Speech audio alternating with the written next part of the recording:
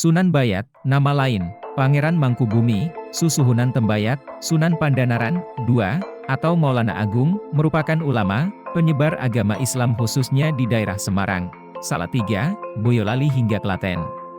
Makamnya terletak di perbukitan, Gunung Jabalkat, di wilayah Kecamatan Bayat, Klaten, Jawa Tengah, dan masih ramai disiarahi orang hingga sekarang. Dari sana pula konon ia menyebarkan ajaran Islam kepada masyarakat wilayah Mataram. Tokoh ini hidup pada masa Kesultanan Demak, abad ke-16. Beliau juga dikenal sebagai wali pengganti Syekh Siti Jenar yang menurut kisah dihukum oleh Dewan Wali Sangat. Sunan Pandanaran II, atau yang lebih dikenal dengan Sunan Tembayat ini merupakan putra Sayyid Maulana Hamzah, Pangeran Tumapel, Lamongan bin Sunan Ampel Surabaya, dan bernama asli Sayyid Hasan Nawawi dan biasa disebut Raden Kaji. Raden Sayyid Maulana Hamzah, bergelar Pangeran Tumapel atau Pangeran Lamongan dan disebut juga sebagai Syekh Kambiah, adalah salah satu putra dari Sunan Ampel dari pernikahannya dengan istri kedua Dewi Karimah.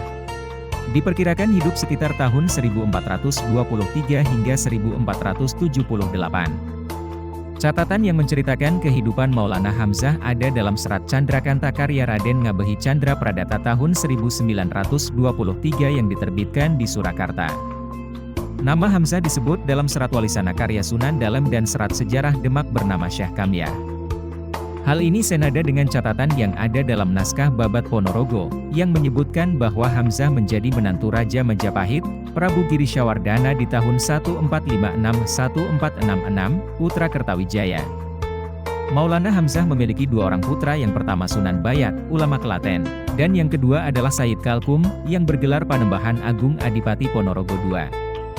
Maulana Hamzah meninggal dunia sekitar tahun 1478 dan diperkirakan dimakamkan di Trowulan, Mojokerto. Dilansir dari buku cerita-cerita legenda di Kabupaten Klaten yang ditulis oleh Danang Susena Wisnu Nugroho Aji pada tahun 2020, Pangeran Mangkubumi di awal masa kepemimpinannya membangun dan menjalankan roda pemerintahan Semarang dengan baik. Namun lama-kelamaan terjadilah perubahan. Ia yang dulunya sangat baik itu menjadi semakin pudar. Tugas-tugas pemerintahan sering pula dilalaikan, begitu pula mengenai perawatan pondok-pondok pesantren dan tempat-tempat ibadah. Sultan Demak Bintara, yang mengetahui hal ini, lalu mengutus Sunan Kalijaga dari Kadilangu, Demak, untuk menyadarkannya.